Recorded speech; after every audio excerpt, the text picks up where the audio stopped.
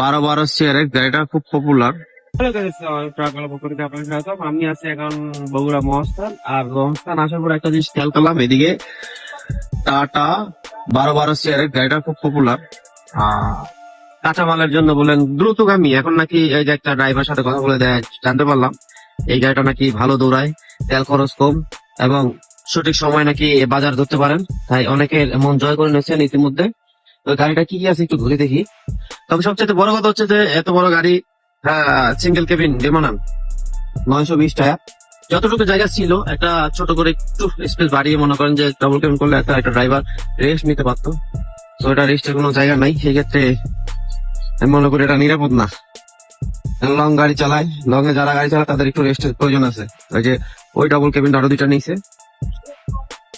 এই যে ফিল্টার বাহিরে।